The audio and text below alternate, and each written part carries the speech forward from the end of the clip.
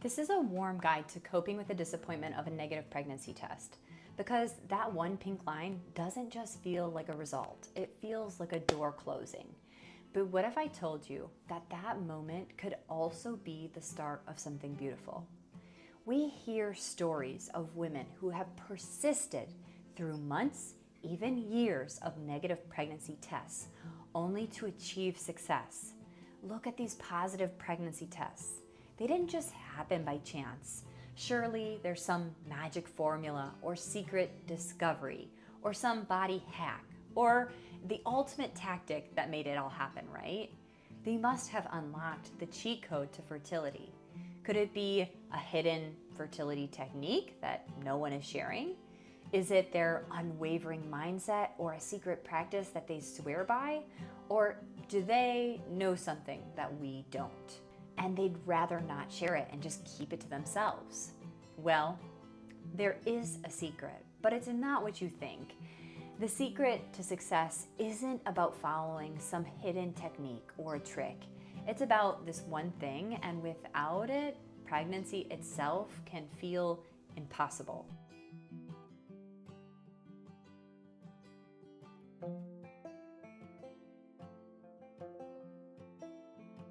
It's actually quite simple. The key is how you're able to cope, how to process and bounce back from these setbacks. But here's the twist. Your emotional strategy can be average, good, or incredible. And those differences can lead to vastly different results. Today, I'm going to show you what each one looks like and how to go from average to incredible. Speaking of you, if you are new to this channel, welcome, you are home, and honestly, we need you here. Subscribers to this channel are women and mostly men. Yeah, there are a lot of men here. I don't know what's the deal with that, but subscribers to this channel are women and men who are really ready to improve their chances of conceiving and to boost their health and rebuild and build thriving families and communities. So before we jump into it, I just want to say that I see you here, and I know that this journey is incredibly exhausting and emotional, and some days it feels impossible. But here is the truth. You are stronger than you think, and I am going to help you see that in today's video. I'm going to tell you a story about a client of mine, Jessica, who has been trying to conceive for over a year. Each month, she would hope, pray, and envision a positive result. But here she was, feeling this heavy plastic in her hand as if it carried all of the weight of her unspoken dreams. She closed her eyes, willing herself to breathe, but the sting of disappointment was already in her throat. She looked down, one pink line again. Her chest tightened, and the tears came before she could even stop them. It felt like the walls of the bathroom are closing in, the silence only amplifying the voice in her head repeating, "What's wrong with me? Why can't I do this?" She sank onto the floor with her hand in her heart, feeling like it was breaking underneath her with another failed attempt. Jessica felt every negative test was just chipping away at her self-worth. It wasn't just a disappointment. It's this whisper that grew louder and louder. But this time, as she sat there, drained and exhausted, she thought, I can't keep going on like this. There has got to be another way.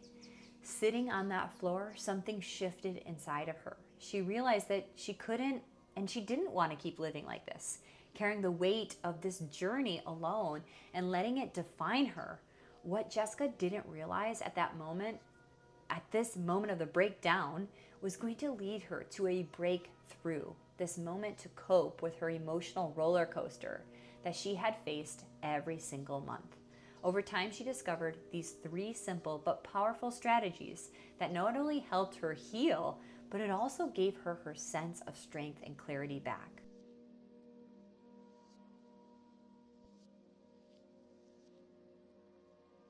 The first thing that Jessica realized was that she had to stop pushing her feelings aside.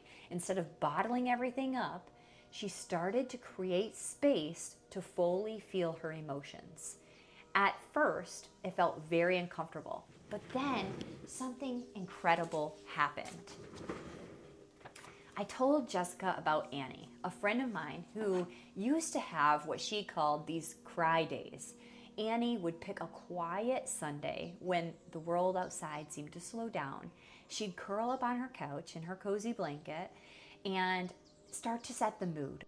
A faint scent of lavender, the soft glow of the sun coming through the curtains. She would cue up the saddest movies, the ones where the characters would break down, just like the way she felt on her inside. And she'd play the songs with melodies that were so hauntingly beautiful that seemed to echo the ache in her chest. At first, it felt strange to let the tears come down and to willingly walk into the storm of her own sadness. But she leaned in, letting these waves of emotion just come and go through her. Sometimes she'd also sob until her throat was raw, or quietly cry as her cheeks were streaked with these salty tears. Other times she just sat still, staring out the window, clutching onto her mug, her tea, and just letting herself be. By the end of the day, something incredible would happen. It was as if her heart had taken a big exhale. What she was carrying in her body started to feel lighter. She didn't always have the answers, but she found peace in the release. Like the rain after a drought, it nourished her spirit and it gave her space to heal. So, how are we going to create space for these emotions? One way to do this is just to start to notice what triggers you. So maybe that's a baby shower. Maybe it's a wedding invite. Maybe it's finding out a friend of yours is pregnant. Maybe it's a movie. Maybe it's a story. Whatever it is that seems to start to get you razzed up where you feel like you're going to explode, allow yourself time to actually process whatever emotion is coming up. When you do this, you want to make sure that you have the time and a space, meaning an environment that feels completely cozy to you, one where you feel safe, where you're not going to be feeling judged, to allow yourself to release. It's okay to cry. It's necessary to feel vulnerable and allow yourself to lean in with the emotions. If it feels really incredibly unbearingly possible to sit with these emotions, you can always remove yourself from yourself and view yourself as a third party looking in and observing. Sometimes taking yourself to third party and dropping back in allows yourself to feel the emotions.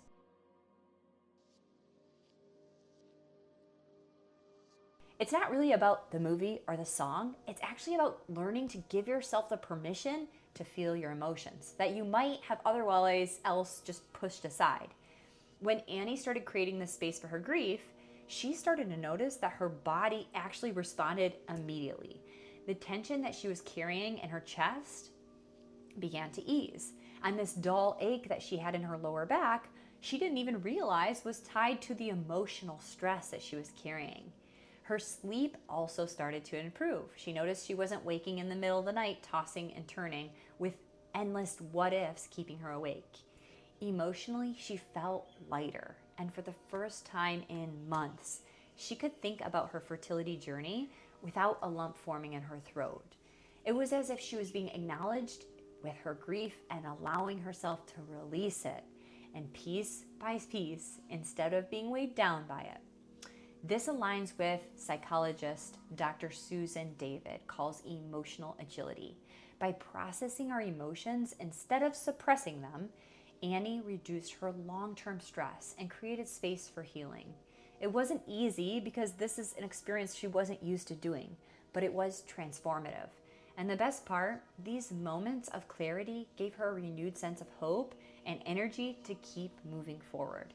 So however you want to experience this, maybe it's a book, maybe it's a movie, maybe it's a somatic therapy, maybe it's breath work, you're creating the space that you can actually feel and allow yourself this emotional release.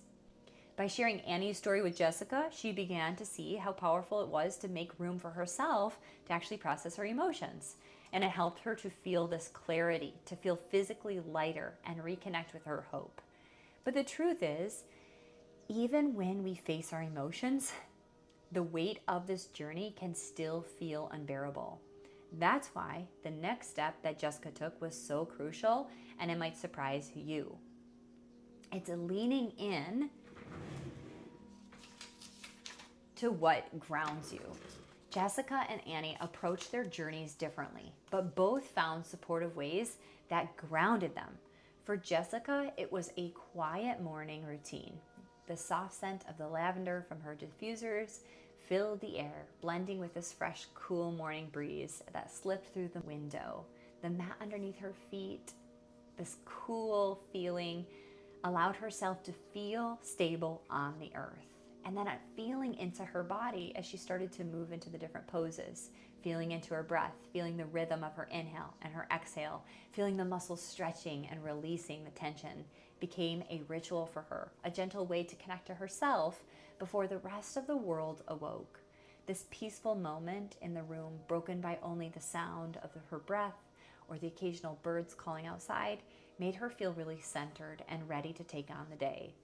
Then for Annie, it was completely different, joining a virtual group of women who were also facing fertility challenges. Every day she sat in her cozy, dimly lit living room with her favorite blanket and wrapped herself in this environment that she felt safe and warm with her chamomile tea. She would log into the group and see these familiar faces of the women that filled her screen. There were voices of a comforting blend, sharing their experiences and understanding. They would laugh and sometimes a nervous chuckle as they swapped their stories. Those small moments of joy in the midst of uncertainty. And at other times, the tears came and the blurry screens filled, like holding space for the emotion and allowing themselves to feel connected to other people. Gave them this soft, steady feeling as if somebody was there and that she was not alone in this moment. This group became an anchor for Annie, a reminder on the hardest days that there are still others walking on this path with her. For Jessica, this morning routine became the ritual of stability, this quiet moment before the world rushed in. And for Annie, laughter and tears and the support group was the lifeline that she needed to feel seen, heard, and understood. And both of them, in their own unique ways, found this strength and grounding. So, looking at what are grounding experiences, what are grounding practices? Well, it might be just tuning in more often to all of your senses, tuning in to what is it that you're hearing, what is it that you're smelling, what is it that you're seeing, allowing yourself to actually take notice. What is the different materials you feel in your body, putting your feet, spreading your toes, and actually sinking them into the earth, laying your body flat on this earth. This grounding practice of actually like getting grounded and releasing these stuck and stale energies can be really helpful. It might be a meditation practice, a walk in nature. It may be time just like basking in the sun, allowing yourself to feel the elements, feel the cool breeze on your skin. It may just be setting boundaries, like just being mindful of the things that are sucking out your life force energy. And I love to have my clients do this by just writing down what gives me energy and what sucks it out of me. Then celebrating small wins. So acknowledging the little things that you're doing that are helping you feel stable is actually like placing these little building blocks and supporting you on the way.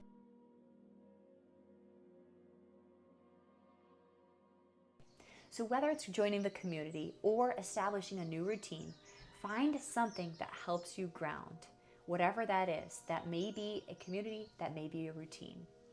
And either way, you're just trying to bring yourself back to your center. Bring yourself back to your breath. Bring yourself to feeling that you're connected to something bigger than you. Annie's support group showed her that she wasn't facing this process in isolation. One night during a virtual meeting, Rachel, one of the ladies in the group, shared something that really stuck a chord deep with her. She had also struggled with the feeling of overwhelm and isolation. And when she started to talk about how finding this community gave her this emotional relief, but it also gave her physical relief, she could totally relate. She shared with her how she used to wake up with tightness in her chest every morning.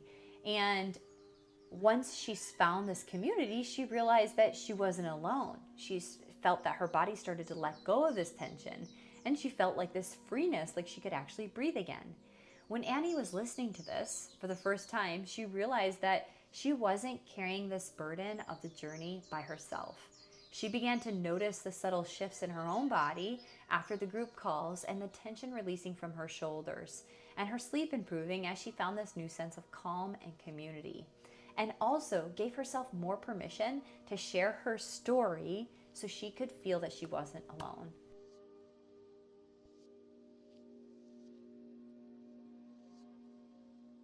And the biggest shift for both of these women really came when they started to reframe their entire journey. Each woman asked themselves, what in this experience isn't just about the destination? What if it's teaching me something about who I am or what I'm capable of? For both Annie and Jessica, they both found ways to reframe their experiences.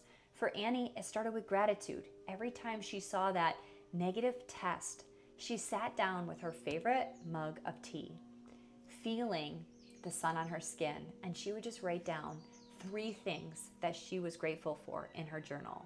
The paper smooth under her pen, whether it was the golden sunlight spilling through the windows or the comforting text from a friend, or the simple act of acknowledging just being alive for the day, allowed herself to come back to herself, to allow herself to come back to the present moment.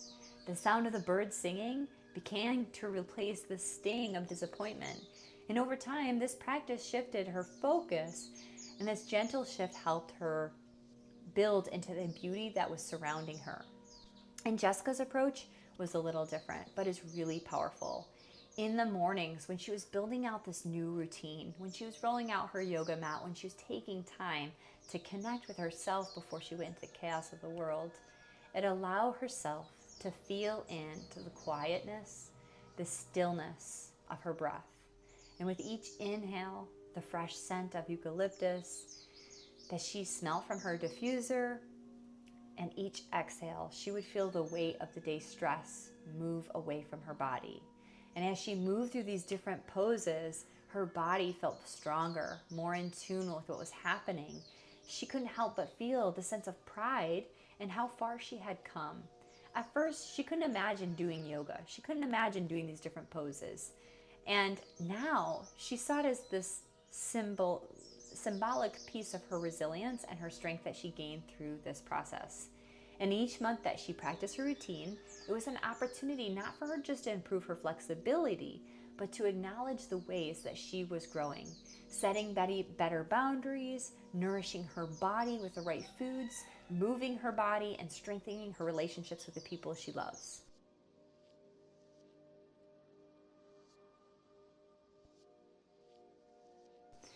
So that last one, reframing your journey.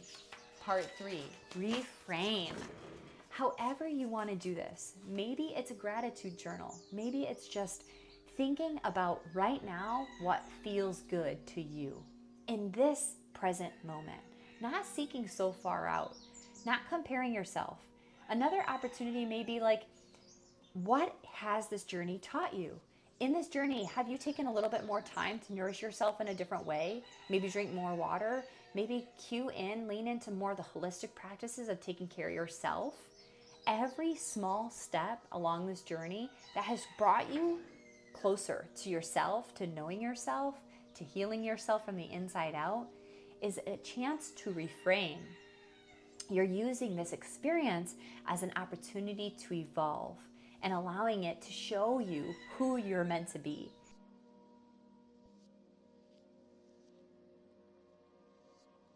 Reframing isn't about ignoring the pain.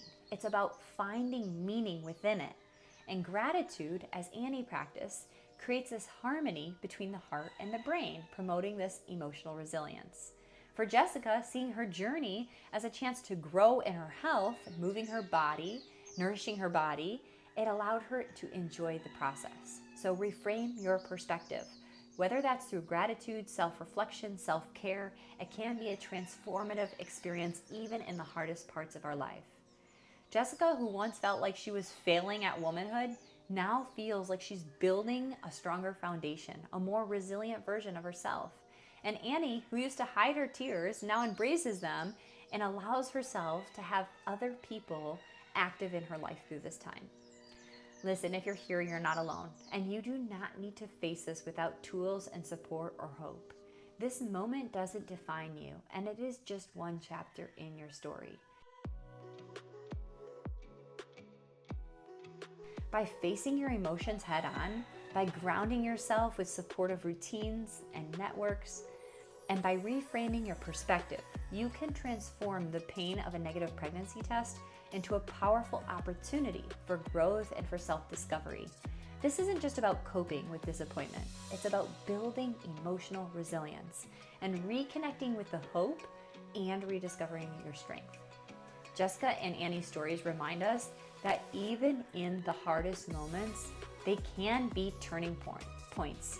When you can actually create space for your emotions, you can release the tension from your body that you have been holding on to for months or years, however long it's been, maybe decades. And when you ground yourself with these routines and community, you actually find stability amongst all of the chaos around you. And when you reframe your journey, you shift your perspective from feeling stuck to realizing the possibilities, the growth, the healing, then you are not defined by that single moment or a single pink line. Instead, this experience can teach you how to embrace your own resilience and discover the beauty in the process, and to move forward with a renewed energy. The journey is challenging, but it is also preparing you for something greater, because the strength you build today is the foundation for the life that you are working for tomorrow. So think about which of these strategies resonates the most with you, and identifying what is one small action step that you could take today to implement it. What is your story? Have you tried any of these strategies? Or maybe you have a tip or experience that has helped you along the way that you would love to share with the women and men who are here watching this video today. I want to share with you and remind you that you're not alone in this journey, and every small step, no matter how small it feels, it's still progress, and we're all moving forward together. And together, we can make it through these really tough times.